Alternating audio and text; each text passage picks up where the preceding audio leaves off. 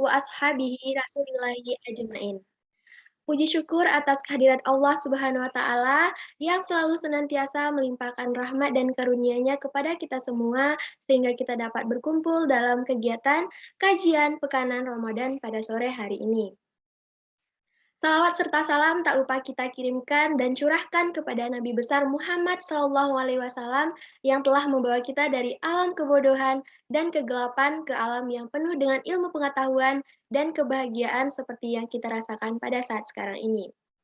Sebelumnya, saya ucapkan terima kasih kepada yang terhormat Wakil Dekan Bidang Akademik dan Kemahasiswaan, Ibu Dr. Insinyur Ana Varianti, MSI, yang terhormat Ketua Departemen Ilmu Ekonomi Syariah FEM IPB, Bapak Dr. Asep Nurhalim, LC MPDI, yang kami hormati Sekretaris Departemen Ilmu Ekonomi Syariah FEM IPB, Ibu Dr. Laili Dwi Arsyanti, SEMSC, yang kami hormati Kepala Tata Usaha Departemen Ilmu Ekonomi Syariah FEM IPB, Ibu Maya Safitri Eskom MM, dan yang kami hormati Bapak Dr. Insinyur Syauki Bek, SP MSc EC, beserta Bu Laili selaku pembicara pada kegiatan Pekanan Ramadan sore hari ini. Yang saya hormati juga seluruh dosen Departemen Ilmu Ekonomi Syariah FEM IPB yang telah menyempatkan hadir pada sore hari ini. Dan yang tak saya lupakan seluruh hadirin yang saya banggakan. Senang sekali rasanya saya Tari Yuletilova dari Ekonomi Syariah 57 dapat menemani para hadirin sebagai Master of Ceremony pada acara kajian Pekanan Ramadan pada sore hari ini, dengan mengangkat tema Mental Health and Mental Wealth. Sebelum kita masuk ke acara inti, saya himbau untuk seluruh hadirin untuk mengaktifkan kamera dan juga menonaktifkan mikrofon. Karena nggak senang nih kalau misalnya cuma saya sendiri nih yang on-cam. Baiklah, sebelum kita masuk ke acara inti kita, ada baiknya nih kita mendengarkan dulu yang tilawah yang akan dipandu oleh saudara Muhammad Nasiruddin Anadwi. Waktu dan layar, saya persilahkan kepada saudara. Bismillahirrahmanirrahim. Assalamualaikum warahmatullahi wabarakatuh. A'udzu billahi minasy syaithanir rajim. Bismillahirrahmanirrahim. Alhamdulillahilladzi anzala ala 'abdihi al-kitaba wa lam yaj'al lahu 'iwaja qayyiman liyunzira ba'san syadidan min ladunhu wa yubashshiral mu'minin alladzina ya'maluna as-salihati anna lahum ajran hasana makisina fihi abada wa yunzira alladzina qalu ittakhadallahu walada ما لهم به من علم ولا لآبائهم كبرت كلمة تخرج من أفواههم إن يقولون إلا كذبا فلعلك باخع نفسك على آثارهم إن لم يؤمنوا بهذا الحديث أسفا إنا جعلنا ما على الأرض زينة لها لنبلوهم أيهم أحسن عملا وإنا لجاعلون ما عليها صعيدا جرزا أم حسبت أن أصحاب الكهف والرقيم كانوا من آياتنا عجبا إذ أوى الفتية إلى الكهف فقالوا ربنا آتنا من لدنك رحمة وهيئ لنا من أمرنا رشدا.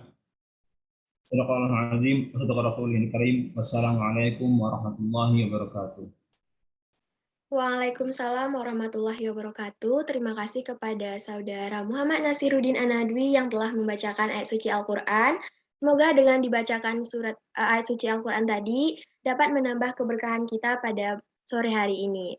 Baiklah, kita akan melangkah ke acara selanjutnya, yaitu sambutan yang akan disampaikan oleh Ibu Maya Safitri Eskom MM, selaku Kepala Tata Usaha Departemen Ekonomi Syariah FEM IPB. Kepada Bu Maya, waktu dan layar saya persilakan. Terima kasih Mbak Tari atas kesempatannya. Assalamualaikum warahmatullahi wabarakatuh.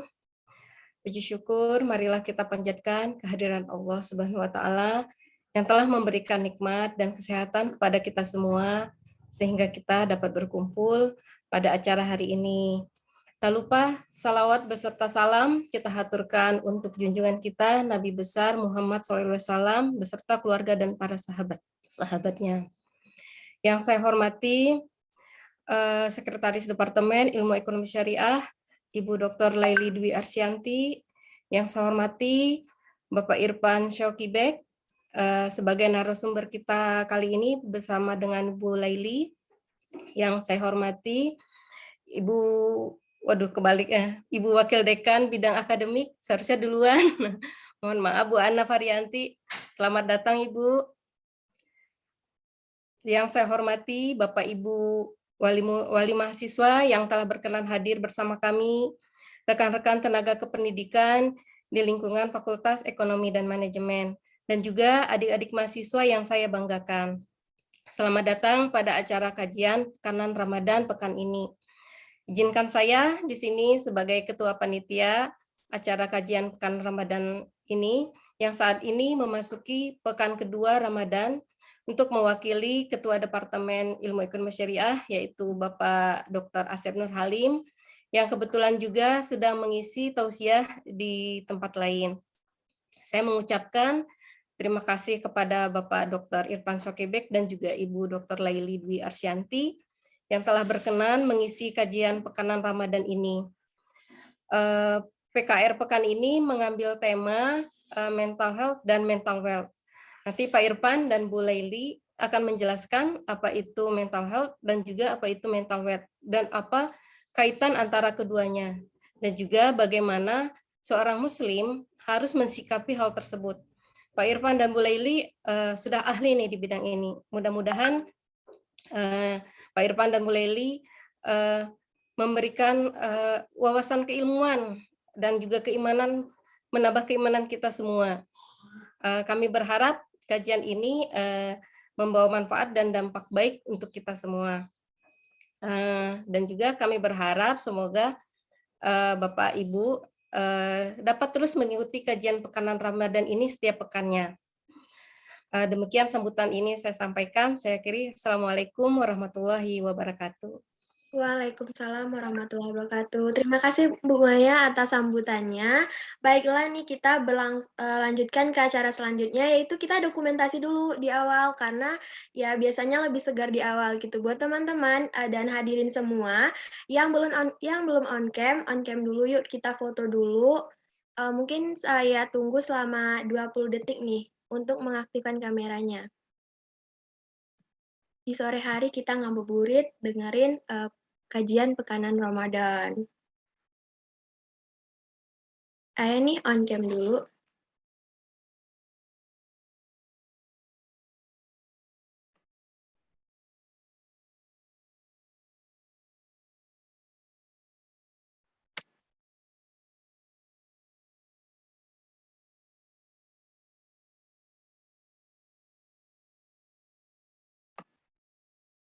Oke, ini masih banyak yang belum on cam ya.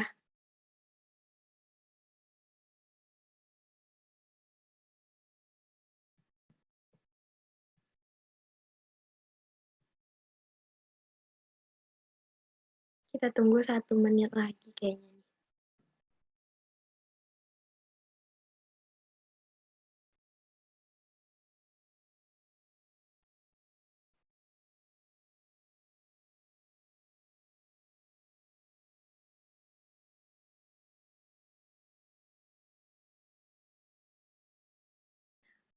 Oke, sudah ada Nabil Jindu juga. Oke, mungkin kita langsung aja dokumentasi yang bakal dipandu sama saya sendiri dan diambil oleh Mbak Salma. Oke, senyum yang indah semuanya. 1, 2, 3.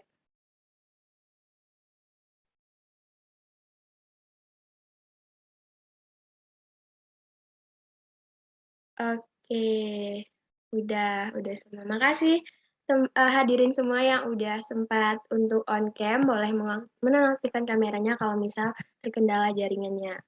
Baiklah, kita tidak berlama-lama nih, kita masuk aja ke acara inti kita, yaitu pemaparan materi dari dua narasumber keren dan kece banget. Ada Bu Laili dan Pak Irfan. Halo Bu Laili, Assalamualaikum. Bapak. Waalaikumsalam warahmatullahi wabarakatuh. Assalamualaikum warahmatullahi wabarakatuh. Tari. Gimana kabarnya Pak, Bu? Alhamdulillah. Alhamdulillah. Baik, kayaknya Ibu dan Bapak udah nggak sabar lagi nih mau ngasih kita materi, teman-teman hadirin semua. Boleh waktu dan layar Tari persilakan kepada Pak Irfan dan juga Bu Laili. Baik, makasih Tari. Bismillahirrahmanirrahim. Assalamualaikum warahmatullahi wabarakatuh. Alhamdulillahilladzi arsala rasulahu bil huda wa dinil haq yuzhirahu 'alad dini kullihi wa kafa billahi syahida. Asyhadu an la ilaha illallah wahdahu la syarikalah wa asyhadu anna Muhammadan abduhu wa rasuluhu la nabiyya ba'dah. Allahumma fasholli wa sallim ala sayyidina Muhammad wa ala alihi wa ashabil kiram wa sallama tasliman katsiran. Ibu Dr. Ana Varianti yang kami hormati, Mbak Maya Safitri yang kami hormati, para orang tua ya, dan juga para mahasiswa, adik-adik yang mudah-mudahan semuanya dalam kondisi sehat ya, dan tetap semangat karena sebentar lagi kita akan masuk buka puasa ya, sebentar lagi itu masih lama, masih 1-2 jam kurang. Dan dalam kesempatan yang berbahagia ini, saya dan Laili kami berdua akan sedikit sharing mengenai satu tema yang diberikan oleh panitia nih. Jadi Mbak Maya ini ngasih tema yang lumayan challenging ya. Karena ini bicaranya adalah mental health, mental wealth. Jadi ini adalah kaitannya kalau kami coba memahami, ini kita bicara tentang kesehatan mental dan kekayaan mental. Nah, jadi ini satu topik yang sangat penting karena mentalitas ini tentu sangat mempengaruhi ya, bagaimana perilaku seseorang dan akan mempengaruhi kebahagiaan hidup seseorang. Achievement dalam hidup ini juga sangat dipengaruhi oleh kondisi kejiwaan, mentalitas ya yang dimilikinya. Nah, jadi karena itu kita perlu merujuk kepada Al-Qur'an sebagai manhajul hayah, sebagai kurikulum kehidupan supaya kita bisa memahami ya bagaimana sesungguhnya upaya-upaya untuk membangun kualitas jiwa kita, diri kita ya. Dan sebenarnya dalam bahasa yang sangat sederhana, mental health, mental wealth ini sebenarnya adalah kaitannya dengan takwa ya, karena bagaimanapun ketika kita memiliki ketakwaan yang terus meningkat dari waktu ke waktu, maka mental health, mental wealth kita akan juga baik ya, karena memang segala sesuatu itu akan baik ya ketika dilandasi oleh keimanan dan keyakinan kepada Allah Subhanahu wa Ta'ala. Nah, bagaimana sesungguhnya konsepsi ini? Ya, tentu dari sekian banyak ayat Al-Quran ya kita bisa mengaitkan semuanya. Silahkan ada GoFood. Ya. Oke. Nah, jadi ini persiapan untuk buka ya. Nah, jadi kami tertarik untuk membahas ya 2 ayat di dalam Al-Quran, yaitu di surat Ali Imran ya, surat yang ketiga ayat 16 dan 17. Jadi ini adalah 2 ayat yang menggambarkan ya, bagaimana kondisi orang yang bertakwa ya, apa request mereka, apa harapan mereka, dan bagaimana kemudian mereka bisa meraih predikat takwa. Apa saja yang harus dilakukan supaya takwa itu betul-betul terpatri di dalam kehidupan mereka. Nah, dalam ayat ini Allah Subhanahu wa taala berfirman, A'udzubillahi minasyaitonirrajim. Bismillahirrahmanirrahim. Alladzina yaquluna rabbana innana amanna faghfir lana dzunubana wa qina adzabannar. As-sabirina was-sadiqina wal qanitina wal mufiqina wal mustaghfirina bil ashar. Nah, jadi bagaimana visi hidup kita ini ya? Visi hidup kita ini adalah visi yang bukan hanya bicara kehidupan di dunia, tapi juga bicara kehidupan di akhirat. Nah, dan makanya di antara visi akhirat kita apa?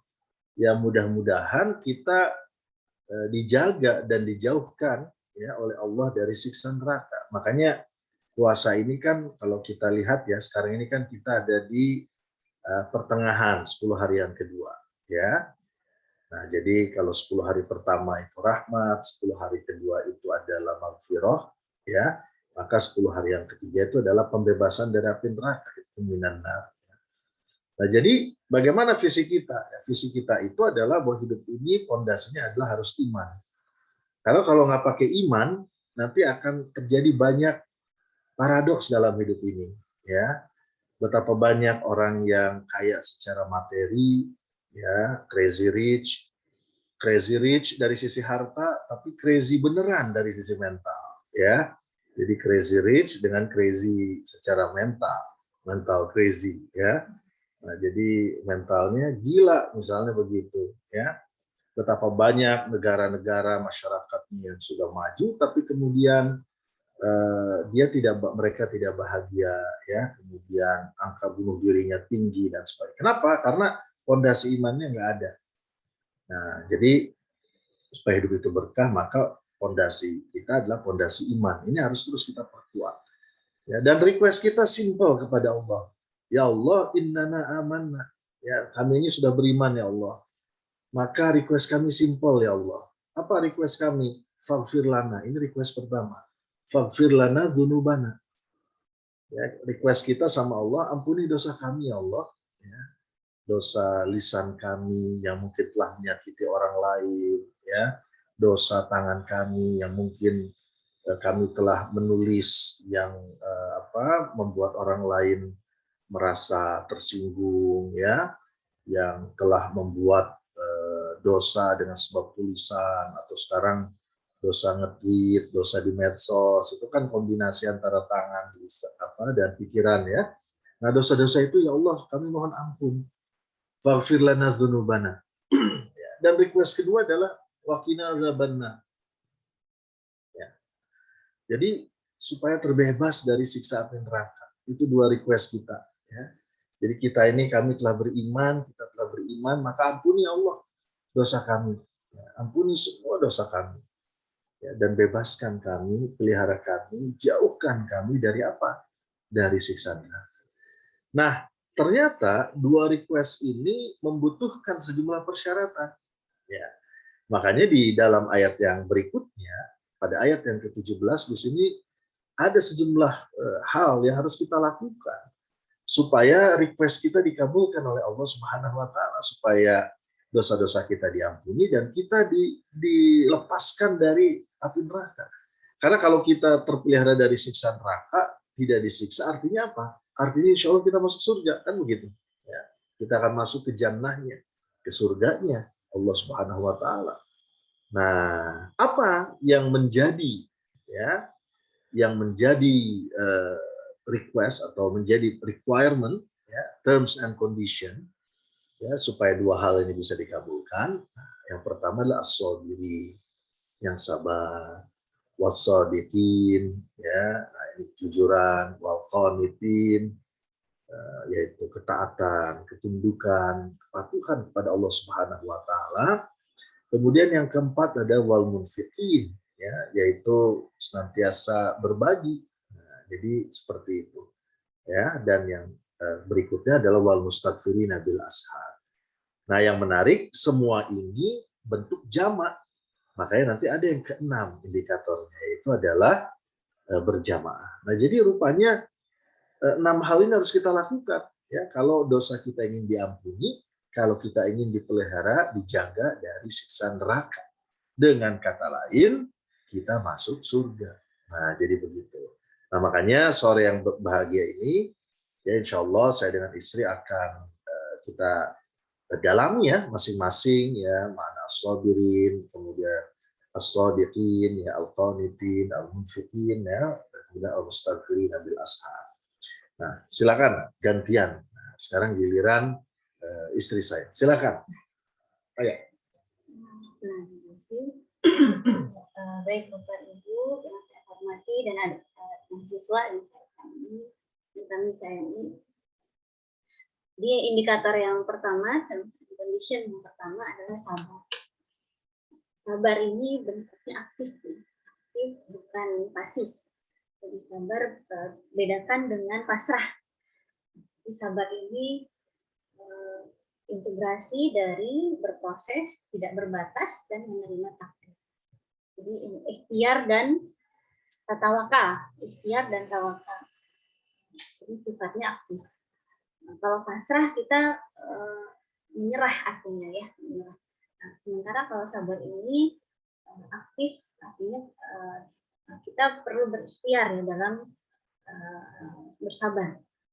Karena sabar ini suatu hal yang berproses. Jadi tidak hanya dalam satu waktu, tidak hanya dalam satu waktu, melainkan time series yang berproses. Dan seperti hanya ikhlas, perlu belajar, tidak hanya step pertama, mungkin step pertama rasanya berat, untuk menerima, namun kita mau memang harus bersabar, karena sabar dan sholat itu adalah bisa menolong kita. Jadi berproses, dan dia aktif sifatnya dan tidak berbatas. Dan sabar ini tidak berbatas, artinya kalau terbatas ya emosional. Ya, emosional. Jadi tidak berbatas. Dan sabar tidak ada batasnya. Sabar tidak ada batasnya. Karena itu tadi berproses, dan juga sabar ini merupakan komponen yang didukung dengan menerima takdir atau syukur. Jadi bersyukur itu juga merupakan bagian dari proses bersabar. Jadi menerima takdir apa yang telah Allah berikan kepada kita, karena kita sudah berikhtiar. Kita sudah berikhtiar dan aktif ya dalam berikhtiar itu, tidak menyerah atau tidak pasrah, tidak give up, ya tidak give up. Sehingga kita kemudian perlu bersyukur. Ya. Nah, jadi melanjutkan ya apa yang disampaikan oleh istri saya. Jadi sabar salah satu yang berat itu kan dalam menerima takdir. Kadang-kadang kan kita punya rencana, saya harus begini, tapi faktanya ternyata tidak sesuai dengan kenyataan. Nah, itu kan berarti kenyataan yang kita terima itu pada dasarnya adalah takdir kita, ya. Nah, berarti itu yang terbaik dari Allah, ya. Walaupun menurut kita ini sesuatu yang menyakitkan, ya. Jadi ketika takdirnya itu nggak sesuai dengan harapan kita, ya. Nah, jadi kita harus bersabar di situ, ya. Nah, sabar dalam menerima takdir itulah yang kemudian akan menghantarkan kita untuk senantiasa husnuzon sama Allah, ya, karena ternyata banyak orang yang tidak sabar dan cenderung suudzon sama Allah. Nah, jadi ada kecenderungan, ya, banyak manusia yang pada akhirnya tidak sabar dalam menerima qadarnya Allah Subhanahu wa taala. Makanya kita harus jaga terus, ya, husnuzon, baik sangka kepada Allah. Nah, itu bagian dari kesabaran, bagian dari proses yang harus kita lakukan, ya. Jadi memang sabar ini berproses, termasuk dalam ibadah juga kita perlu bersabar. Ya, dalam puasa ya harus sabar. Ya, jangan kita tinggal di Bogor terus karena pengen cepat buka, ya waktu bukanya mengikuti waktu Papua misalnya, karena 2 jam lebih cepat gitu ya. Kan ada dasarnya apa di Papua sudah buka duluan gitu, jadi kita ikut waktu Papua, yang nggak begitu ya. Nah itu adalah semua bagian dari proses. Dan dalam hadis qudsi itu dikatakan bahwa Allah itu bersama persangkaan hamba. Ana fi auni abdi. Nah, jadi aku ini kata Allah ya sesuai dengan persangkaan hamba. Nah, disinilah kesabaran itu sangat luar biasa karena ternyata banyak yang pada akhirnya orang tidak menerima takdirnya, ya tidak menerima ketentuan dan ketetapan yang telah Allah berikan kepadanya. Nah, sehingga apa yang terjadi? Nah, cenderung kemudian suudzon, ya mengutuk naudzubillah Allah begitu, karena merasa tidak terima. Nah, ini adalah part of sabar dan karena itulah sabar itu tidak berbatas. Begitu ya? Atau sampai bunuh diri. Nah, ya. Contoh bunuh diri itu contoh ya. Contoh tidak menerima takdir Allah. Begitu. Berarti tidak sabar. Nah, kemudian yang kedua as-shadiqin. Silakan. Ya. Apa? Nah, yang jadi bagian dari jujur adalah berkomitmen untuk mendahulukan kebenaran. Artinya dalam kondisi apapun kita harus menegakkan kebenaran, menyuarakan kebenaran. Kalau mahasiswa udah jago ini ya, udah jago menyuarakan aspirasi, komitmen untuk mendahulukan kebenaran. Kemudian true to yourself, artinya hati kita ini nggak bisa bohong, hati kita ini nggak bisa bohong. Hati kita ini sudah fitrahnya Allah sematkan ya dalam hati itu pendeteksi mana yang baik dan mana yang tidak baik untuk diri kita. Kemudian amanah artinya kita memegang apa yang orang percayakan kepada kita dan menjalankan sebaik-baik mungkin. Memegang amanah. Ya. Jadi memang as-shadiqin ini sampai disebut ya secara khusus dalam ayat ini. Karena memang ternyata untuk komitmen pada kebenaran, untuk berlaku jujur, itu ternyata tantangannya luar biasa. Ya. Luar biasa besar. Betapa banyak sekarang, ya banyak di antara manusia pada akhirnya mereka berani mengorbankan kebenaran itu karena lebih mendahulukan ya godaan dunia, lebih memilih tunduk kepada godaan dunia. Ya, godaan dunia ini bisa godaan materi, bisa juga ancaman, ya. Jadi kalau dengan kejujuran kemudian kita berhadapan dengan tekanan, nah itu contoh ancaman. Ya, itu juga bagian dari godaan. Pertanyaannya apakah kita akan menyerah dengan godaan dunia ini? Ya, karena itulah as-shadiqin ini sangat-sangat penting karena lawannya itu kan berarti ketidakjujuran. Dan ketidakjujuran itu justru akan menempatkan manusia di dasar atau kerak neraka. Karena ketidakjujuran itu adalah bagian dari sifat kemunafikan. Kan ayatul munafiki salah, ini hadis yang sangat terkenal ya. Saya kira kita semua sudah hafal. Bahwa di antara tanda-tanda munafik itu kan ada 3. Ya, iza hadatsa kadzaba itu yang pertama. Yaitu adalah kalau dia bicara dia selalu bohong, dusta, begitu. Jadi antara jujur dengan dusta ini 2 hal yang sifatnya kontradiktif. Ya, nah kalau jujur akan waqina adzabannar, tapi kalau dusta ini karena dia part of ciri munafik, ya maka tempatnya fid darkil asfali minan nar, di keraknya neraka. Kita nggak kebayang ya. Saya sebenarnya pernah juga bantuin Dinda ini ya masak walaupun sekali dalam sekian belas tahun gitu ya. Pernikahan. Nah, itu area yang paling panas itu area kerak ya kalau penggorengannya begini gitu ya. Nah, itu panas sekali itu area. Jadi bisa kita bayangkan. Jadi ketidakjujuran ini ternyata yaitu akan kontradiktif dengan request kita yang ingin dibebaskan dari api neraka. Ya, dan ternyata harga ketidakjujuran itu dahsyat ya. Jadi harga ketidakjujuran itu dahsyat. Selain di neraka, ya, selain di akhiratnya masuk neraka, di dunianya juga ini akan berdampak kepada rezeki.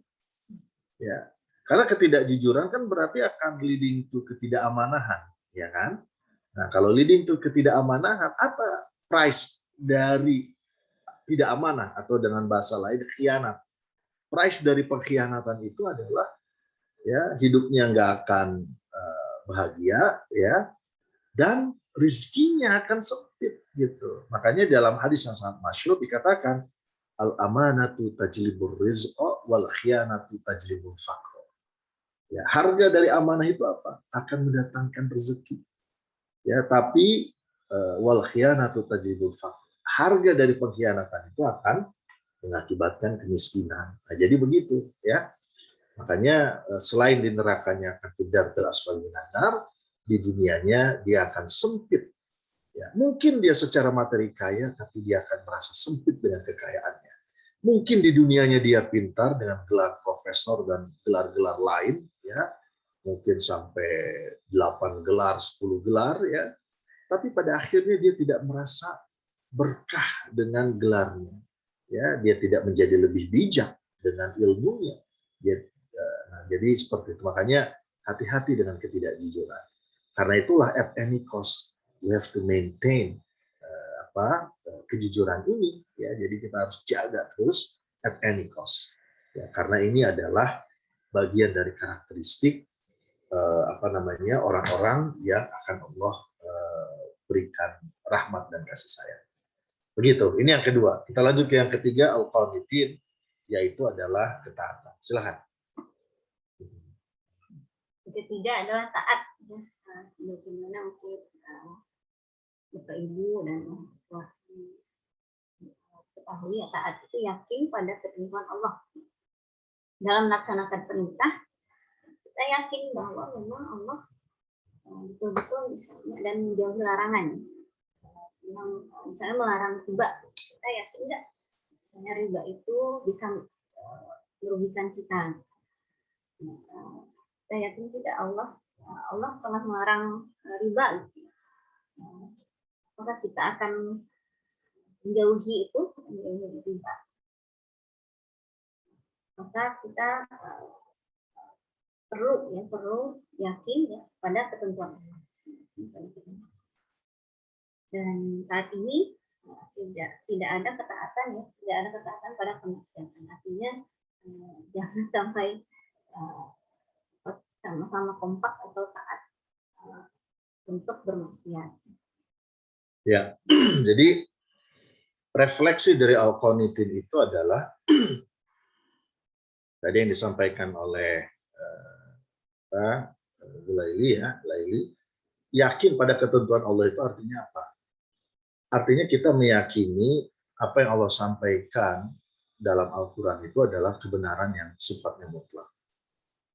Ya, itu contoh adalah tadi, ya, kita harus mutlak tuh yakin namanya bunga riba itu sesuatu yang memang dilarang dalam Quran. Ya, nah, apakah kita percaya nggak dengan Allah? Kalau kita masih ragu, artinya kita belum percaya pada Allah. Artinya iman kita tuh belum utuh. Ya, karena itulah itu tantangan tuh, ya, keyakinan itu. Bahwa dalam prakteknya misalnya ada tahapan, ya belum semuanya bisa bersyariah, ya. Nah, itu kan proses gitu ya. Proses itu ya namanya proses dalam Islam itu kan sesuatu yang sangat mungkin gitu. Makanya dakwah itu dikenal ada istilah konsep at-tajarrud fi dakwah, tahapan dalam dakwah, tahapan dalam proses. Mungkin hari ini kita belum bisa lepas 100% dari sistem riba, tapi minimal ada proses-proses, ada ikhtiar yang kita lakukan, ya. Nah, jadi ada ikhtiar yang kita lakukan. Nah, kenapa kita ngasih contoh riba? Ya, ini karena di antara ayat-ayat yang banyak manusia nggak percaya itu ayat tentang riba. Ya, faktanya banyak yang percaya. Pasti orang berdalih dengan apapun. Ya, nah, jadi kadang-kadang kita tidak bisa membedakan antara keyakinan itu dengan proses. Bahwa dalam proses ada tahapan, ya, karena memang segala sesuatunya bertahap. Tapi minimal yakin dulu ini salah. Nah, kalau keyakinan aja udah nggak ada, bagaimana kita akan menjadi al-qanitin? Bagaimana kita akan bisa mengklaim diri kita adalah hamba yang taat pada Allah? Ya, kita aja belum yakin, gitu. Bagaimana kemudian kita akan mengklaim. Kalau kita enggak taat, ini kan syarat dalam ayat ini kan syarat yang bukan sebagian dipenuhi sebagian enggak, semuanya jadi satu kesatuan, ya. Nah, jadi walaupun kita sabar ya terhadap tekanan, wah kita kuat diuji oleh Allah di situ, tapi ternyata begitu diuji dengan yakin nggak nih dengan Al-Quran, dengan larangan riba misalnya, dan kita nggak yakin, artinya kita gugur di ujian yang ini. Bagaimana kita akan mengklaim diri sebagai Al-Qanit?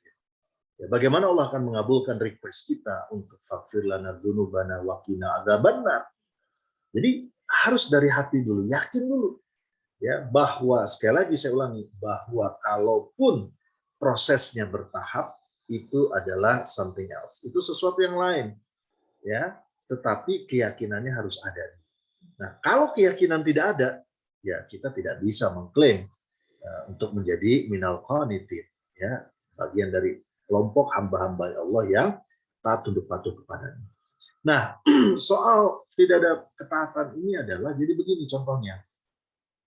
Jadi kalau ada orang memerintahkan kita untuk menebarkan fitnah, ya, walaupun itu atasan kita misalnya, menyuruh kita menebarkan fitnah, menebarkan informasi yang nggak benar, ya, nah itu kan berarti menebarkan fitnah itu adalah kemaksiatan.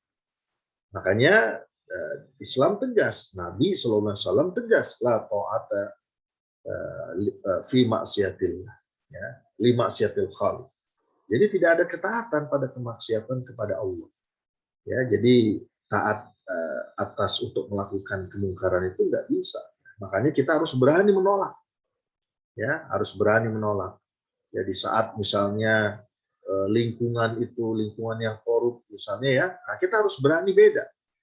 Ya, berani beda dalam arti ya kita nggak mau terjerumus masuk ke dalam perangkap kemaksiatan tadi. Nah, itu bagian dari Al-Quran. Makanya kita terus yakinkan ya, jangan sampai naudzubillah, jangan sampai. Jangan sampai kita termasuk ke dalam kelompok yang dikecam oleh Al-Quran. Kelompok yang imannya sebagian-sebagian. Afatu'minuna bi ba'dil kitabi wa takfuruna bi ba'd. Ya, kalau ada ayat yang menyenangkan, dia yakin beriman. Kalau ada ayat yang nggak sesuai dengan dirinya, contohnya dia menolak. Ya, contohnya ayat tentang riba tadi. Ya, tentang riba itu nggak boleh, ya. Nah, sekarang dilakukan. Atau ada ayat perintah tentang zakat, min amwalihim shadaqah, itu kan perintah, ya. Kan kita banyak pengeluaran, akhirnya nggak jadi zakat, gitu ya. Nah, berarti artinya apa? Naudzubillah, ya. Kalau kita beriman sebagian, kufur sebagian, karena tidak percaya, tidak yakin itu kufur, gitu, ya. Maka ya naudzubillah, itu berarti kita belum termasuk ke dalam kelompok yang minal qanitin. Nah, jadi ini ya yang perlu untuk kami garis bawahi. Memang ini tidak mudah, berat sekali ya Bapak Ibu sekalian dan adik-adik mahasiswa ya. Ini memang berat sekali, tidak mudah ya, dan challenge-nya juga luar biasa. Tapi minimal kita berangkat dari hati yang yakin dulu ya. Kalau nggak yakin ya susah. Minimal yakin dulu bahwa segala sesuatunya berproses dan prosesnya itu harus terus membaik dari waktu ke waktu. Nah, itu nggak ada masalah insya Allah. Begitu. Nah, sekarang kita lanjut nih ke requirement berikutnya, wal munfiqin. Silakan. Yang keempat ya. Mental health dan mental wealth ini dilengkapi dengan menitahkan harta. Jadi dari sisi spiritual tadi sudah dengan sabar, kemudian dengan jujur, kemudian dengan taat. Ternyata Allah juga mensyaratkan ya untuk bisa menggapai Allah ya, dan menghindari dari neraka tadi adalah salah satunya menafkahkan harta secara material. Jadi spiritual tapi juga material. Material kita perlu dibersihkan dengan ziswak, dengan zakat. Ziswak, zakat, infak, sedekah, dan wakaf. Itu bedanya oleh Pak Irfan. Zakat, infak, sedekah, dan wakaf. Apalagi ini di bulan Ramadan, meskipun memang bukan kewajiban mengeluarkan justru kecuali zakat fitrah ya di bulan Ramadan. Tapi biasanya masyarakat mengeluarkan banyak mengeluarkan justru di bulan Ramadan karena momen mendapatkan pahala yang sangat berlimpah dari bulan Ramadan. Nah, menafkahkan harta ini juga perlu pengendalian diri ya. Pengendalian diri artinya kita menempatkan harta itu tidak di hati tapi di tangan. Harta itu di tangan bukan di hati. Jadi jangan dikit-dikit hitungan gitu ya. Misalnya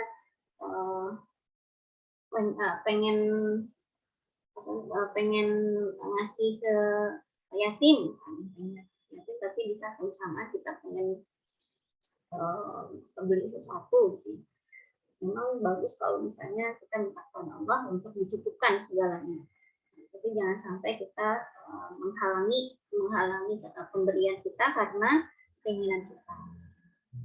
Kemudian menafkahkan harta ini juga salah satu bentuk yang menumbuhkan kepedulian dan penguatan modal sosial. Akan sangat besar ya dampaknya secara makro, secara sosial maupun ekonomi dalam kehidupan kita. Ada penelitian juga ya Pak Irfan bahwa struktur kebahagiaan di dalam otak kita, syaraf kebahagiaan di otak kita itu sama ketika kita menerima hadiah dengan memberikan hadiah. Jadi sama seperti memberi menerima dengan memberi itu sama seperti kebahagiaan. Kalau menerima udah pasti bahagia. Ya, betul. Nah, jadi ini adalah kriteria yang keempat ya. Nah, jadi berbagi ini harus sudah jadi kita latih menjadi bagian dari lifestyle kita. Walaupun misalnya adik mahasiswa, saya kan masih mahasiswa nih. Justru mahasiswa itu tempat latihan bagaimana berbagi. Karena berbagi ini bukan hanya sekedar persoalan kaya miskin. Kalau kaya wajib berbagi, kalau miskin nggak wajib berbagi, salah. Berbagi itu adalah persoalan ada nggak ada iman. Gitu. Jadi karena itu diantara ciri takwa itu kan wa mimma razaqnahum yunfiqun, ya, itu suka berbagi diantara ciri orang yang. Dan berbagi ini memang harus hati-hati ya, karena kalau kita salah berbagi, maka boleh jadi salah nantinya, ya, yaitu misalnya begini, kita masuk ke definisi siswa ini mungkin sering kalau dengan mahasiswa ekser di kelas kita sudah sering diskusi ya. Jadi kita melihat di dalam Al-Quran, misalnya kata infak. Infak itu kan artinya spending, jadi kita mengeluarkan harta, kita bagi buat orang lain. Ternyata di dalam Quran itu berbagi seperti ini ya, infak ini itu Allah gunakan untuk dua hal. Pertama adalah untuk menggambarkan spending kita di jalan Allah, ini yang disebut dengan infak fisabilillah. Tapi di sisi lain juga ada infak yang di jalan bukan Allah. Ya, ternyata Allah gunakan juga istilah infak. Makanya hati-hati ini, kalau kita punya harta jangan sembarangan kita membelanjakan. Karena boleh jadi satu belanjanya fisabilillah, tapi yang belanja berikutnya adalah bukan di jalan Allah. Fisabilillah syaitan, di jalan syaitan. Misalnya dalam Al-Quran surat Al-Anfal, ya, ayat 36, di situ dikatakan, innalladzina kafaru yunfikuna amwalahum liyasuddu an sabilillah. Jadi, orang-orang yang nggak beriman itu mereka juga berinfak, menginfakkan harta mereka, cuman tujuannya adalah liyasuddu an sabilillah, untuk menjauhkan manusia dari jalan Allah. Nah, jadi begitu ya. Jadi untuk menjauhkan manusia, makanya hati-hati. Bisa nggak kita berinfak pada jalan setan? Bisa. Apa contohnya? Di medsos ya, kita beli kuota paket ya, kemudian di medsos kita mengekspresikan diri kita dengan cara menyerang Al-Quran, tidak percaya pada Nabi ya, kemudian menjadi mempromosikan ya perilaku zina yang nggak sesuai dengan ajaran agama. Nah, itu berarti ya kalau pandangan kita misalnya menyetujui perzinahan itu sama dengan kita berinfak dia sudah sabilillah ya. Karena kan ada harta yang kita pakai, yaitu pulsa kita, kuota kita. Nah itu hati-hati. Makanya dalam membelanjakan ini, ya jangan sampai kita termasuk ke dalam kelompok yang berinfak untuk menjauhkan manusia dari jannah. Nah, jadi ini ya, ini benar-benar perlu untuk kita harus hati-hati, ya. Makanya parameter kita dalam merespon segala sesuatu adalah parameter kebenaran, parameter al-haq, parameter Al-Quran, ya, parameter sunnah, parameter ajaran agama. Makanya supaya nggak salah, gimana? Kita jangan pernah berhenti untuk belajar, ya. Karena begitu, spending itu nggak ada yang netral, nggak ada. Kalau nggak di jalan Allah, pasti di jalan setan. Itu udah pasti begitu, ya. Nah, jadi makanya kita perlu didorong, dan berbagi ini juga cara untuk bagaimana kita mengendalikan kecintaan berlebihan kita pada harta, ya. Jadi kecintaan berlebihan pada harta itu harus dikendalikan dengan cara apa? Dengan cara berbagi, ya. Keluarkan zakatnya, tadi infaknya infak fisabilillah, keluarkan sodakoh. Sodakoh itu bisa material, bisa non material, tapi sodakoh udah pasti di jalan Allah, ya. Karena sodakoh itu kan maknanya adalah benar, gitu ya. Nah, kalau sodakoh material namanya infak, kalau sodakoh non material ya banyak. Likulli tasbihatin sodakoh, kalimat tasbih subhanallah itu sodakoh. At-tabassamu sodakoh, tersenyum itu sodakoh. Jadi silahkan senyum walaupun off cam, ya, nggak kelihatan, tapi minimal senyum sendiri di depan HP, ya. Nah, atau depan laptop silahkan, ya. Nah, itu juga bagian dari apa? Sedekah, gitu ya. Nah, jadi seperti itu. Dan zakat itu adalah bagian wajibnya. Infak wajib atau sedekah wajib itu namanya zakat. Untungnya alhamdulillah saya sih nggak pernah bikin acara yang ada infak wajib, ya, karena infak wajib itu zakat. Kecuali mana infaknya iuran faksa, itu mungkin lain cerita. Ya, jadi begitu. Dan nanti kebiasaan berbagi ini, nah ini akan memperkuat sisi empati dan kepedulian kita. Dan kalau kita sudah punya kepedulian yang kuat, artinya apa? Insya Allah, ya, kita bersama seluruh masyarakat juga siap untuk berubah ke arah yang lebih baik.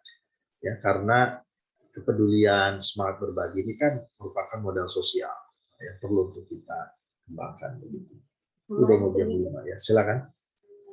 Jadi berinfak itu ya tidak hanya di saat lapang, misalnya bagi yang ingin berkelapangan, bagi yang sedang berkelapangan atau sedang berada rezeki, itu silakan berinfak. Tidak seperti itu. Tapi di Quran Al-Imran 133-134 berinfak itu ya dalam waktu lapang dan sempit. Dalam waktu lapang dan sempit. Jadi orang tidak tahu kalau kita sedang kesusahan. Tetaplah berinfak meskipun misalnya secara material dalam itu kesusahan, sehingga ya, infak itu dalam keadaan lapang dan sempit. Ya, oke, baik ya. Jadi lapang maupun sempit, ya. Dan makanya dalam hadis itu dikatakan selamatkan diri kalian dari siksa api neraka. Nah ini dengan bersedekah walaupun 1 butir kurma.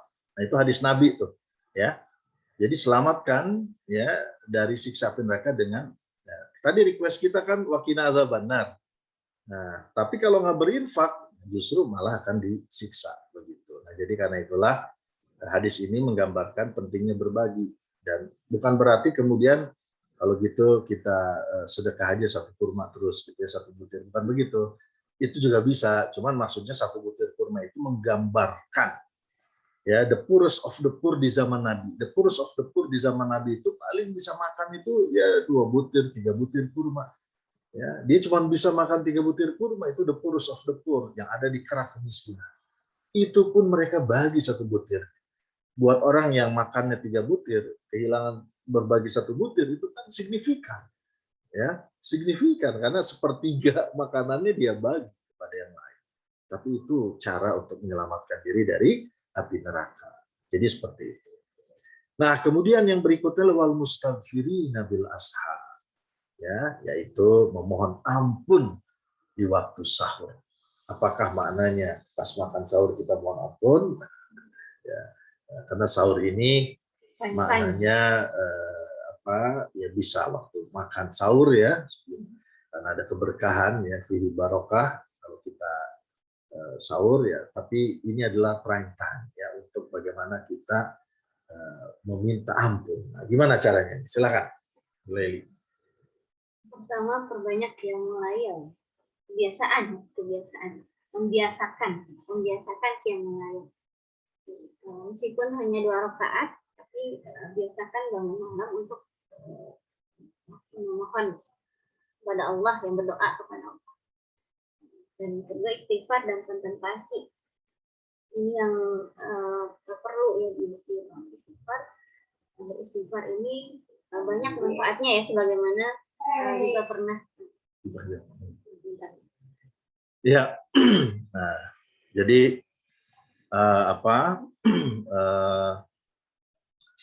jadi intinya adalah ya wal mustaghfirina bil ashar ini kita menjadikan salah satu waktu terbaik. Ya.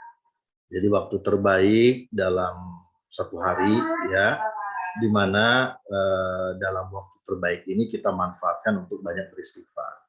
Caranya gimana? Yaitu dengan kita melakukan qiyamul lail ya, memanfaatkannya dengan qiyamul lail, kemudian juga kita banyak memohon ampun, berkontemplasi, ya, banyak berpikir, banyak merenung ya terhadap apa yang sudah kita lakukan, dan juga yang tidak kalah penting adalah juga ini momen yang terbaik juga untuk mendoakan orang lain, apalagi orang yang didoakan itu dalam keadaan tidak tahu ya, dan ini adalah waktu yang prime.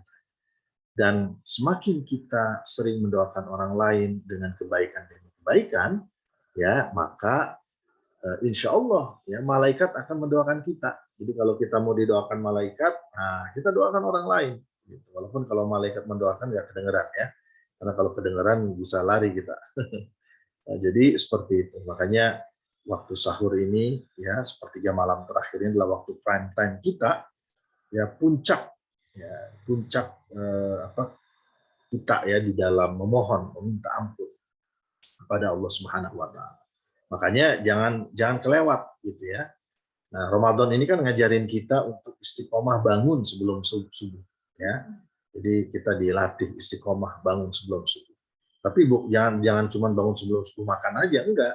Ya, itu baru sebagian dari memanfaatkan waktu sahur. Tapi harus kita sempatkan minimal 2 rakaat ya, ada sholat sunat tahajud misalnya ya, untuk bagaimana kita bisa memanfaatkan ini ya.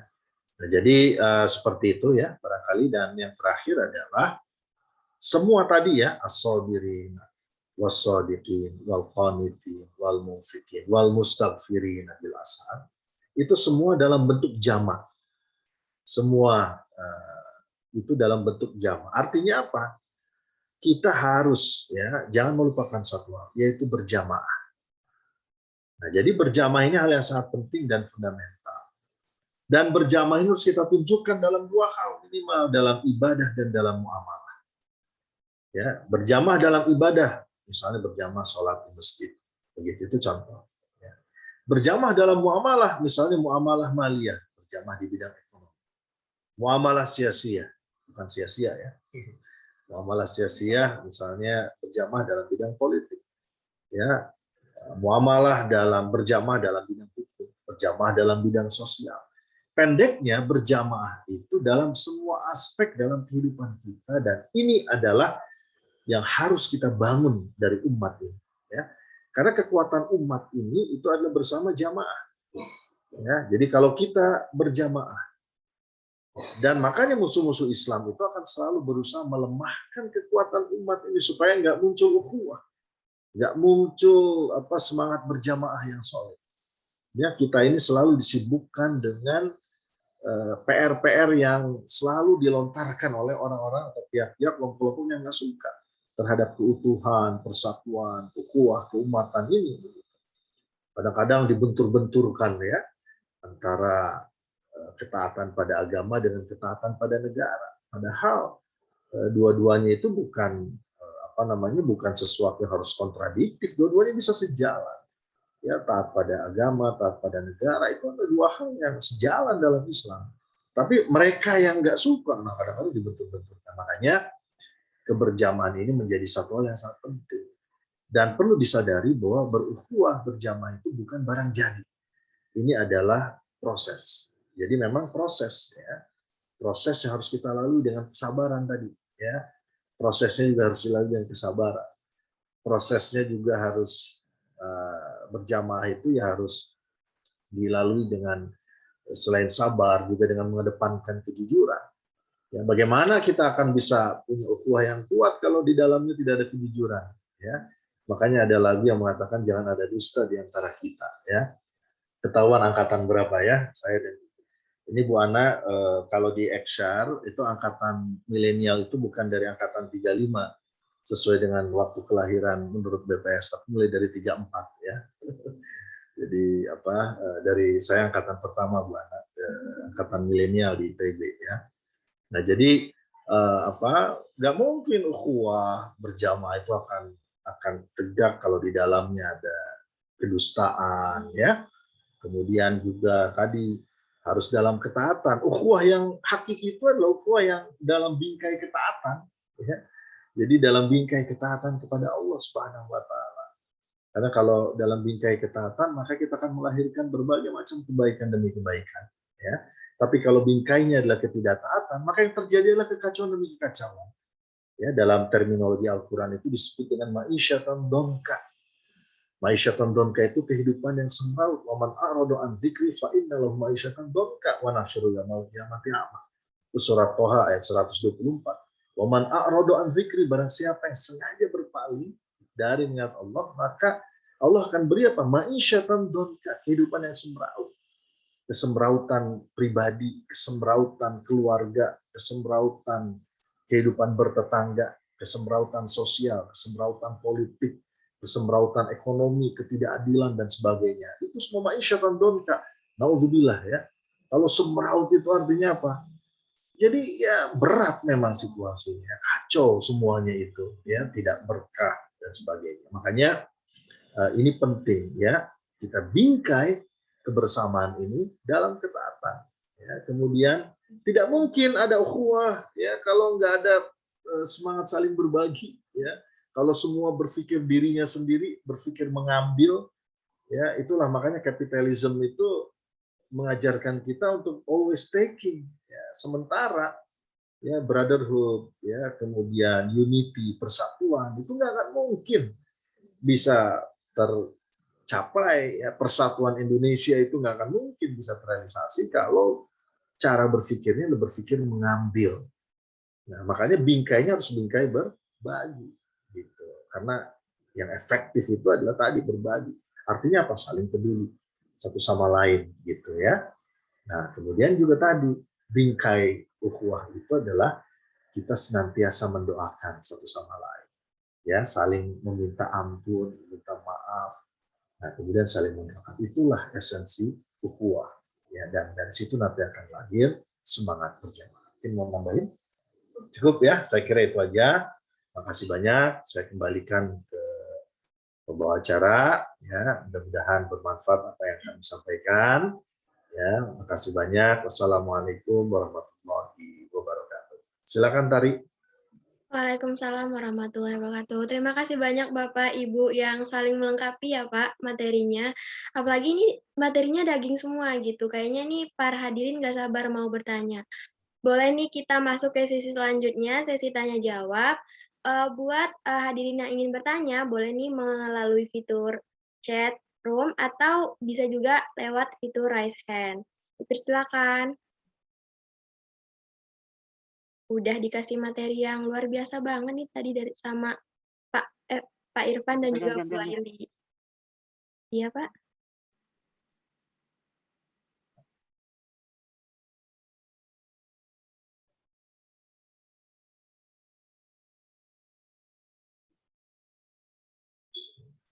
Oke, udah ada Kak Meli nih yang raise hand. Boleh Kak Meli bertanya?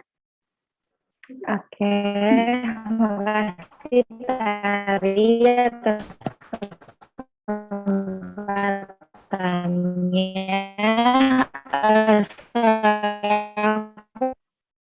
Maaf, Tidak.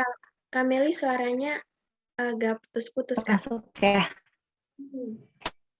Masuk, Kak, masuk. Sekarang udah. Suara aku masuk nggak? Masuk nggak sekarang? Nah, sekarang lebih jelas. Udah jelas, Makasih Kak. atas kesempatannya. Mungkin kalau misalnya nanti kurang jelas, boleh di stop aja ya. izin bertanya buat Bapak dan Ibu, ini perihal yang suka rasain aja gitu. Perihal mental health ya. Sebenarnya gimana sih cara kita tuh dituntut harus selangkah lebih maju dari yang lain gitu. Sedangkan terkadang ada perasaan tidak ikhlas gitu. Jadi ada perasaan tidak jujur terhadap diri sendiri kalau misalnya lagi ngerasa capek gitu. Kemudian kalau misalnya sedang seperti itu, apakah lebih baik menghindar dari orang lain atau justru menghadapi masalah yang lagi dihadapin? Mungkin itu aja. Terima kasih. Ya, mau langsung jawab atau gimana? Boleh Bapak, langsung dijawab Bapak. Boleh Mbak Gulaili. Ya, jadi kalau kita berhadapan gini ya, Melani, bahwa Meli, bahwa namanya manusia itu memang pasti dia punya masalah. Karena di dalam Quran dikatakan laqad khalaqnal insana fi kabad. Kami ini telah menciptakan manusia itu dalam berhadapan dengan berbagai macam masalah. Ya, jadi nggak mungkin kita nggak ada masalah. Dan bagaimana supaya kita bisa mengatasi masalah, ya tentu tergantung cara kita menyelesaikan masalah itu. Ada orang yang dia nggak suka punya tetangga, bermasalah terus dengan tetangganya. Akhirnya dia memilih untuk tinggal di hutan sendirian. Ternyata begitu dia pindah ke hutan, dia juga mendapatkan masalah. Masalahnya adalah nggak ada tetangga. Jadi ada tetangga masalah, nggak ada tetangga masalah. Jadi masalah itu adalah sesuatu yang harus kita hadapi. Nah, tinggal bagaimana cara kita menghadapi masalah itu. Kalau membutuhkan break, ya nggak apa-apa. Ya, kalau capek berhenti satu aktivitas, ya cari aktivitas yang lain. Misalnya kalau lagi ini skripsi nggak beres-beres, nggak ada ide, nah, coba stop dulu. Kan berarti masalah itu ya. Lakukan healing. Anak-anak sekarang, generasi sekarang bilangnya healing ya. Nah, healingnya kemana? Nah, itu ada dua kelompok. Saya kemarin baru ngisi ini pertanyaan. Kalau healing ke pantai apa ke gunung gitu ya. Kalau saya ke mall healing ya, ke restoran. Jadi itu healing. Misalnya itu contoh aja. Ya. Kalau perlu break nggak apa-apa. Ya. Tapi kalau kita mengatasi masalah dengan cara kita menghindari dan meninggalkan masalah, ya. Nah, itu yang nanti kita akan berhadapan dengan masalah yang sama, sejenis nanti. Ya, makanya kita harus hadapi, cari penyelesaian yang paling baik, yang paling maslahat, ya, yang memberikan kebaikan, tetapi tetap apapun cara penyelesaian kita tadi ya, jangan mengorbankan hal-hal yang akan membuat kita bisa diampuni dan dibebaskan dari siksa neraka. Ya, penyelesaian masalah yang baik itu penyelesaian masalah yang tidak mengorbankan kejujuran, yang tidak mengorbankan ketaatan, tidak mengorbankan semangat berbagi, ya, tidak mengorbankan kesabaran, tidak mengorbankan semangat untuk saling mendoakan. Misalnya kita punya masalah sama teman kita nih, ya, terus akhirnya kita putus silaturahminya dan kita malas ngedoain dia. Nah, itu jangan sampai begitu. Artinya apa? Itu bukan penyelesaian masalah yang bijak. Jadi silakan kalau letih break dulu, tapi intinya hadapi masalah. Dan Rasul sudah mengatakan antum a'lamu bi umri dunyakum. Kalian ini sebenarnya lebih tahu urusan dunia. Artinya apa? Artinya bagaimana cara mengatasi masalah, sebenarnya kita bisa menganalisis ya, gimana way out yang terbaik, jalan keluar yang paling maslahat. Tapi prinsipnya apapun jalan keluar dari masalah yang kita lakukan itu jangan mengorbankan nilai-nilai tadi ya. Jadi kalau menyelesaikan masalah dengan cara tidak jujur, misalnya gini, masalah nih wah saya ada masalah nih, misalnya belum belajar mau ujian. Nah, gimana cara menyelesaikan masalahnya? Dengan cara nyontek. Nah, itu berarti menyelesaikan masalah dengan apa? Dengan mengorbankan kejujuran. Nah, begitu. Jadi nggak boleh ya menyelesaikan masalah dengan mengorbankan value, nilai-nilai yang tadi. Karena yang tadi itu adalah requirement supaya kita wakina azab, banna. Ya. Begitu ya, Meli ya, semangat. Nanti kalau mau curhat lebih dalam bisa ke Gulai. Baik, terima kasih Bapak. Baik, terima kasih Bapak dan juga Kak Meli yang udah bertanya. Selanjutnya ada Mbak Salma. Silakan Mbak. Ya, terima kasih Tari. Kedengeran nggak suara saya? Wah, ini lagi di TV ya. Luar biasa. Dan Pak. Terima kasih Pak Irfan dan Bu Laili atas materi yang disampaikan. Sangat merasa tersirami hati saya ini. Mungkin ini Pak, Ibu mau bertanya, tapi pertanyaannya mungkin klise ya Pak. Tapi penasaran gitu dengan ini. Bagaimana sih Pak, Bu melatih mental kita itu agar ketika berbagi atau berinfak lewat harta ataupun lewat pikiran, tenaga itu kita nggak mengharapkan balasan sesuatu atau balasan dari orang tersebut itu. Dan seperti apa Pak, Bu, ciri-ciri mental kita itu udah kaya gitu. Terima kasih. Mau jawab dulu? Langsung. Ya. Ya, jadi memang itu kadang-kadang ada godaan ya kita ya. Ketika kita misalnya membantu, kadang-kadang muncul keinginan untuk mengharapkan sesuatu ya. Ini udah saya bantu, masa sih udah dikasih kode gitu, kok nggak nyadar nih orang ya yang saya bantu nggak sadar ini saya udah ngasih kode. Ya memang itu kadang-kadang ada atau kadang sering ya kita berhadapan dengan situasi itu ya. Nah, gimana caranya supaya kita bisa ikhlas ya di dalam. Ikhlas itu proses sebenarnya. Ya. Ikhlas itu proses. Ikhlas itu sesuatu yang mungkin tidak bisa langsung kita miliki sifat itu ya. Dan itu harus dicoba, diuji terus ya, berulang kali. Sampai nanti pada satu titik di mana ya kita berbuat itu bukan karena manusia ya. Kita berbuat itu karena Allah. Jadi kalaupun kita dihantam, ditekan, dizolimi, kita nggak luntur, kita nggak langsung pundung ya, kalau bahasa Jermannya tuh pundung ya, nggak langsung putus asa dan sebagainya gitu. Tapi kita tetap semangat karena kita berbuat bukan buat manusia, kita berbuat karena Allah gitu. Dan ini memang perlu dilatih ya.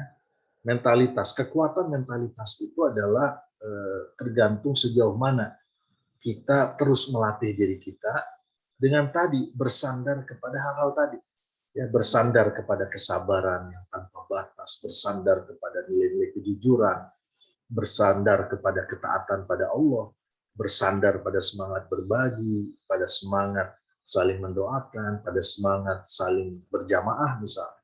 Nah, selama kita bersandar pada nilai-nilai itu, maka kualitas mentalitas kita juga akan meningkat ya, seiring dengan berjalannya waktu. Nah, jadi seperti itu gitu ya, dan ini memang perlu latihan begitu. Jadi kalau kita mendapatkan ujian ya tadi latih terus ya, sama seperti berbagi ya. Berbagi itu jadi berbagi ya, misalnya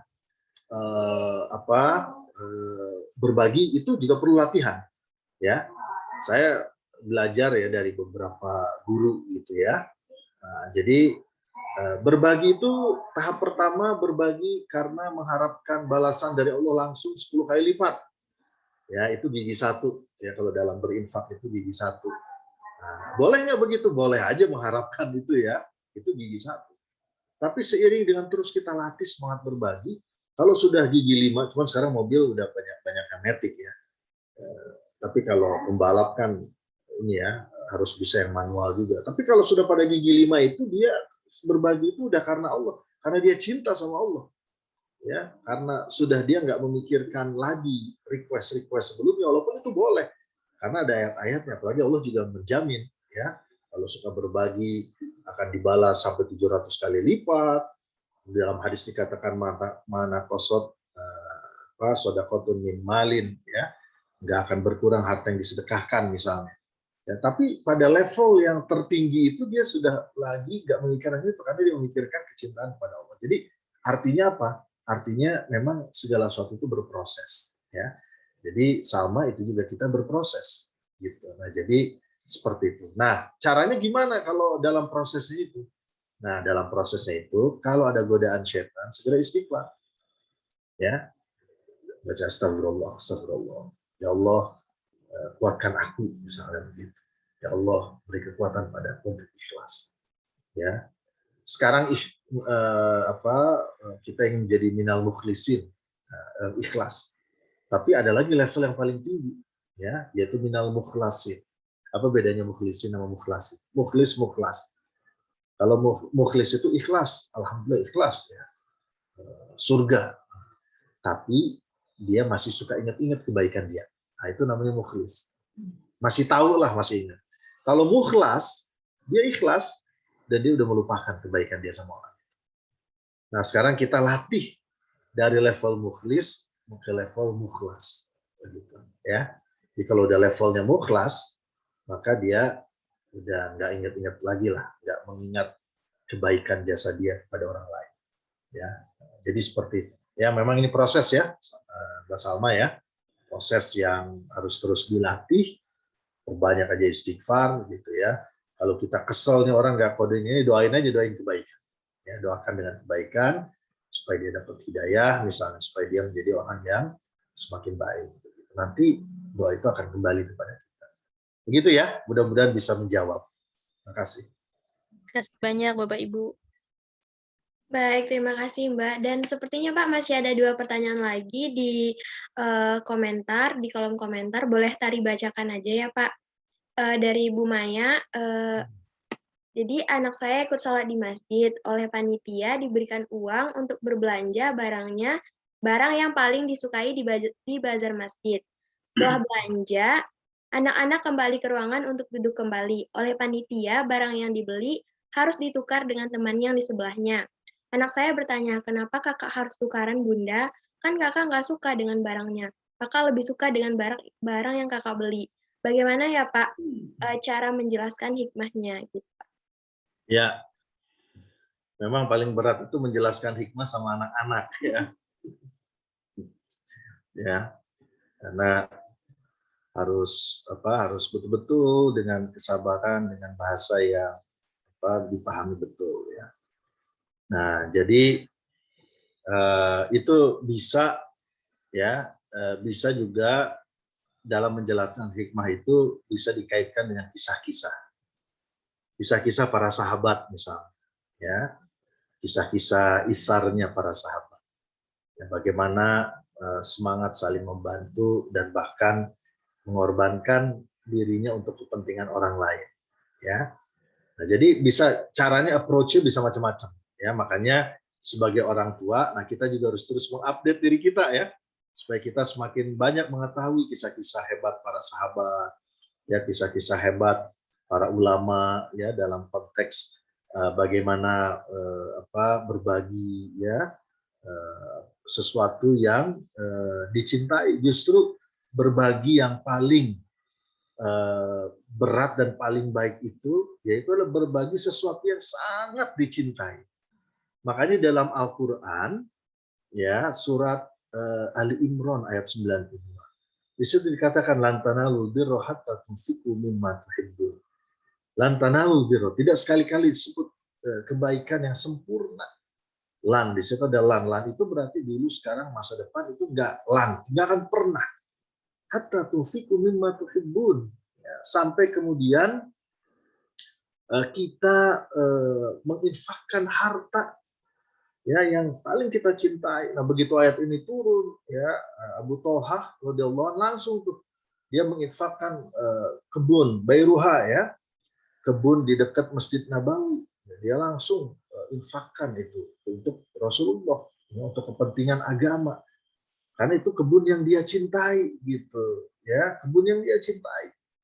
Kebun yang paling dia suka ya, karena di kebun itu Rasul suka mampir, makan kurmanya, minum airnya, ya. Nah, jadi itu yang makanya dia paling suka beliau itu. Kemudian langsung menginfakkan.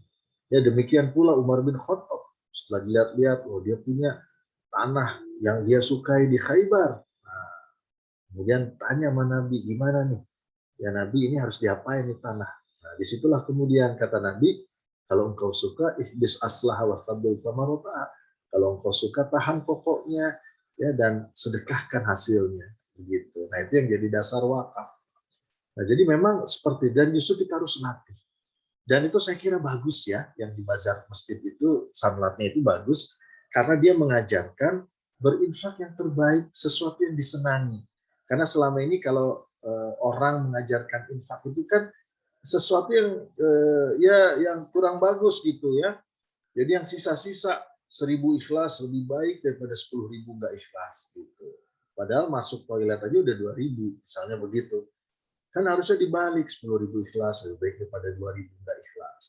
Ya, berbagi pakaian bekas masih layak pakai. Kenapa harus ada judul pakaian bekas? Ya, kenapa nggak berbagi yang terbaik, pakaian yang terbaik, gitu, yang baru, gitu. Supaya apa? Mindsetnya itu jangan mindset berbagi yang kurang pas, gitu. Makanya saya sering menyampaikan nih kisah Habil sama Qabil ya.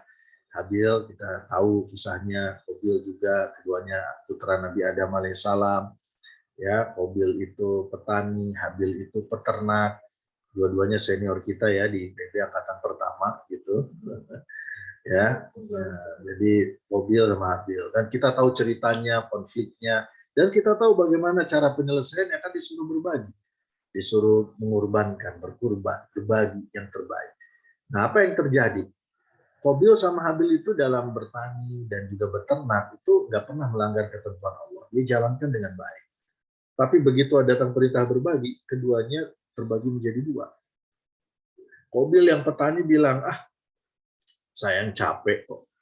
Ya, saya yang capek. Saya udah jujur, udah nggak ini, nggak macem-macem gitu ya. Saya yang capek. Giliran berbagi, ya saya kasih panen yang jelek-jelek. Giliran Habil, ini perintah Allah, saya beri ternak yang terbaik. Apa yang terjadi? Allah menerima persembahan Habil dan menolak persembahan Qabil. Itu artinya apa? Walaupun kita udah jujur, bekerja dengan baik, tidak korupsi, ya, tapi kemudian giliran perintah berbagi kita asal-asalan, nggak mau mengeluarkan zakat, banyak dalilnya, itu namanya Qabil. Dan kita mengikuti cara pikir Qabil.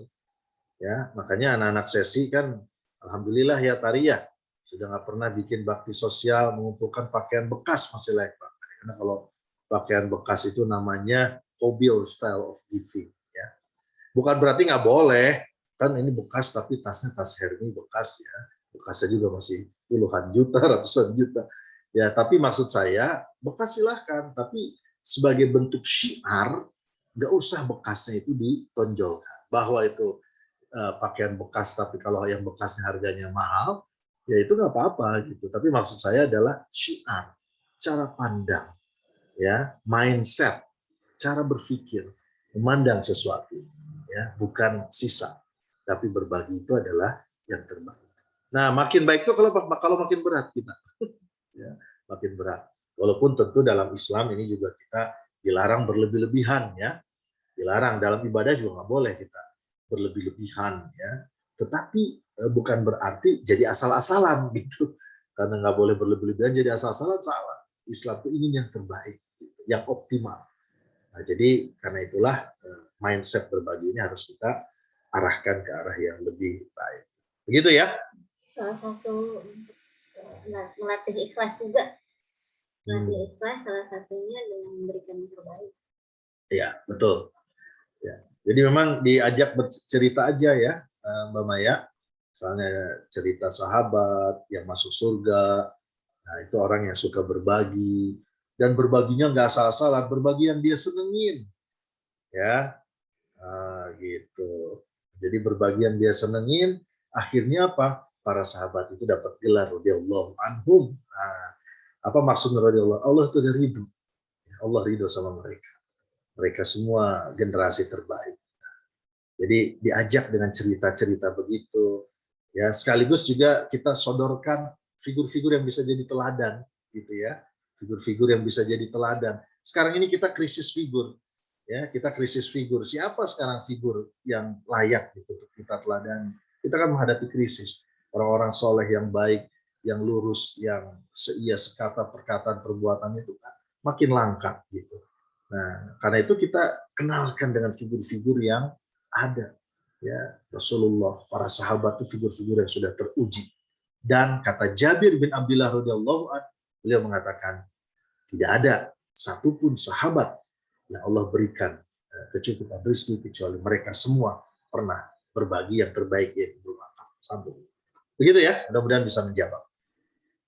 Baik, terima kasih Pak Irfan dan Bu Laili atas jawabannya.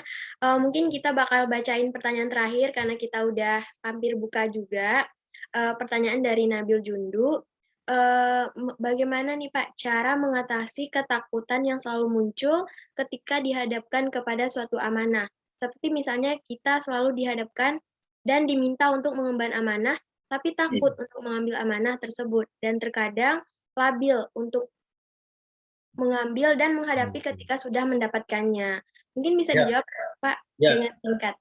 Ya, dengan singkat kita ikuti aja hadis Nabi. Tidak akan pernah merugi orang yang melakukan dua hal. Satu istikharah, dua istisyarah. Ya. Apalagi kalau istisyarah bareng sama istri. Nah, begitu ya. Nah, jadi seperti itu. Apa istikharah? Selalu sholat meminta petunjuk kepada Allah. Ya. Jadi nggak mesti kalau mau nikah aja. Kan orang selalu ngasih contoh istikharah itu kalau mau nikah pilihan gitu ya. Ternyata di antara dua pilihan dia harus, padahal bukan cuma itu aja istikharah itu fungsinya, ya. Dalam semua aktivitas. Kalau perlu setiap malam kita istikharah. Ya. Intinya apa? Minta ditunjukkan pada pilihan dan keputusan terbaik dalam hidup kita di hari itu. Ya, jadi sebelum kita beraktivitas misalnya ya. Jadi setelah sholat tahajud, biasakan sholat istikharah. Minta petunjuk kepada Allah. Ya, supaya Allah menjaga kita, ngasih petunjuk, ngasih inspirasi, ngasih ilham pada kita, gitu ya. Jadi istikharah. Yang kedua istisyarah, jangan ragu untuk konsultasi, ya, untuk musyawarah, minta pendapat. Ya, nah jadi begitu. Nah jadi istisyarah, ya, minta pendapat, misalnya Nabil minta pendapat sama orang tua, ya, atau minta pendapat sama keluarga, minta pendapat sama teman-teman dekat, gitu ya. Minta pendapat sama dosen, minta pendapat sama siapapun yang memang dianggap bisa memberikan masukan. Nah, makanya jadikan istikharah, istisyarah sebagai pakaian kita. Ya, mudah-mudahan kalau kita istiqomah dalam istikharah dan istisyarah, nanti kita akan selalu terjaga oleh Allah. Kalaupun kita berhadapan dengan kondisi-kondisi berat di luar ekspektasi kita, ya, kita planning nih, tahun ini harus begini, ini ternyata nggak terjadi, ya sudah, ya berarti ya kita terima itu sebagai satu takdir ya, dan kita terus minta pada Allah yang terbaik. Pokoknya jangan pernah putus dari meminta yang terbaik kepada Allah Subhanahu Wa Taala. Jalannya antara lain adalah dengan istikharah dan istisyarah. Begitu, mudah-mudahan menjawab ya. Baik, terima kasih Bapak atas jawaban lengkapnya dan Nabil Jundu yang telah bertanya. Oke, mungkin kita udah selesai nih sesi tanya jawabnya. Selanjutnya bakal ada sertifikat yang bakal dikasih sama Mbak Maya kepada Pak Irfan dan juga Bu Laili. Kepada Mbak Maya dipersilakan. Ya, Pak Irfan, Bu Leli, ini sedikit ucapan terima kasih Departemen untuk Pak Irfan dan Bu Leli yang sudah bersedia memberikan kajiannya untuk acara KPR pekan kedua ini. Terima kasih banyak atas penjelasannya Pak Irfan dan Bu Leli. Terima kasih. Sama-sama ya. Baik, terima kasih juga Ibu, Bapak. Mungkin selanjutnya kita bakal menutup acara kita dengan yang baik-baik pula, yaitu bakal ada doa yang akan dipimpin langsung oleh Pak Irfan. Kepada Bapak dipersilakan. Baik. Bismillahirrahmanirrahim. Alhamdulillahirrahmanirrahim. Hamdan na'imin, hamdan syakirin, hamdan yu'afi, ni'amahu yukafi mazidah, ya Rabbana lakal hamdu, kama yanbaghi li jalalikal karim azim sultanik. Allahumma fassalli wa sallim ala sayyidina Muhammadin fil awwalin wal akhirin. Allahumma rabbana ighfir lana walidayna warhamhuma kama rabbawna shighara. Allahumma ja'alna min ibadika sholihin. Ya Allah, jadikan kami sebagai hamba-Mu yang soleh. Waj'alna min ibadika muslimin. Dan jadikan kami sebagai hamba-Mu yang senantiasa membuat perbaikan dan keberesan. Waj'alna min ibadika syakirin. Dan jadikan kami sebagai hamba-Mu yang senantiasa bersyukur atas segala karunia yang telah Engkau berikan kepada kami. Waj'alna min ibadikal mukhlasin. Dan jadikan kami sebagai hamba-Mu yang senantiasa ikhlas terhadap segala yang ada. Waj'alna min ibadikal muttaqin. Dan jadikan kami sebagai hamba-hamba-Mu yang bertakwa dan senantiasa meningkatkan kualitas ketakwaan. Waj'alna min ibadikar rasyidin. Dan jadikan kami sebagai hamba-hamba-Mu yang senantiasa mendapatkan petunjuk, mendapatkan bimbingan-Mu, sehingga kami tidak salah melangkah di dalam hidup ini. Rabbana taqabbal minna innaka antas samiul alim wa tub alaina innaka antat tawwabur rahim. Rabbana atina fid dunya hasanah wa fil akhirati hasanah wa qina adzabannar. Sallallahu ala sayyidina Muhammad subhana rabbika rabbil izzati amma yasifun wa salamun alal mursalin walhamdulillahi rabbil alamin. Alhamdulillahirrahmanirrahim. Baik, terima kasih kepada Pak Irfan yang telah memimpin jalannya doa kita dan mudah-mudahan dapat menambah keberkahan acara kita ini. Baik, tak terasa kita sudah sampai nih di penghujung acara kajian Ramadan kita. Mungkin Tari sebagai MC pada sore hari ini, mohon maaf atas segala kekurangan dan kesalahan kata. Tari pamit undur diri. Wassalamualaikum warahmatullahi wabarakatuh. Waalaikumsalam. Warahmatullahi wabarakatuh. Banyak. Nuhun, Mas Irfan, Mbak Leti.